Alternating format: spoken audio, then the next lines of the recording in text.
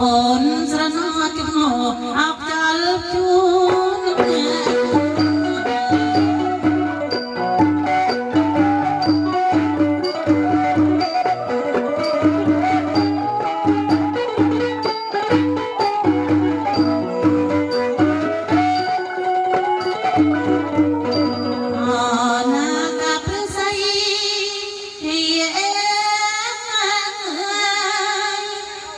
សយ៉ាងជាក្បូន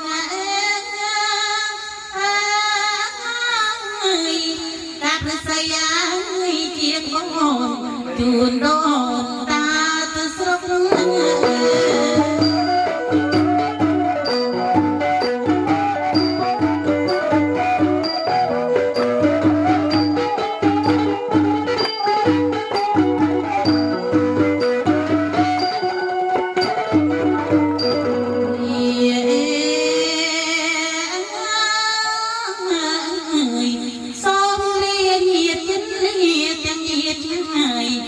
ណាលោកអើយ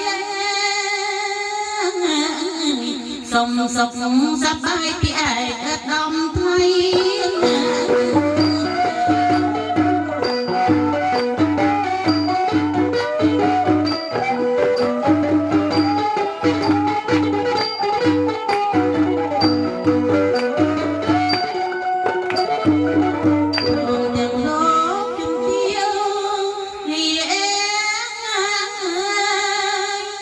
nhiệt mặt nắng đem cho say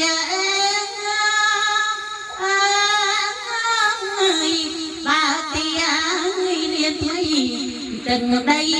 cảm ơn chia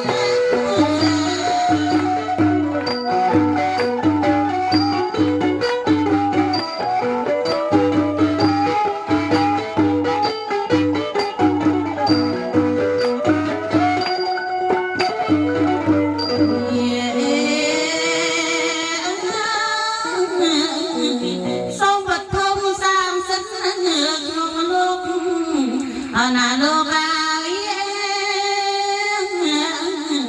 តាមលោមតាមទិនថែរក្សាថ្ងៃ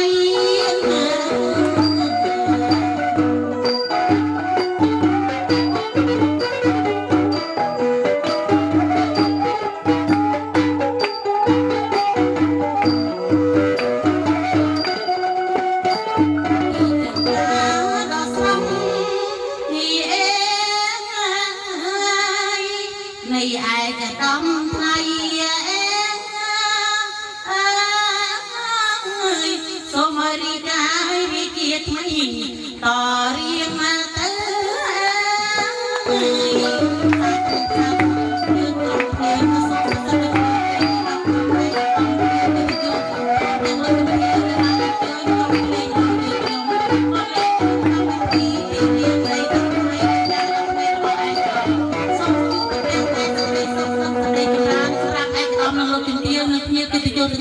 សូមជួបប្រទះតែសេចក្តីសុខនិងសេចក្តីចម្រើនគ្រប់ក្រុមគ្រួសារទាំងសម្រាប់ក្រុមភ្លេងសូមអរគុណនិងអរគុណណាស់លោកណា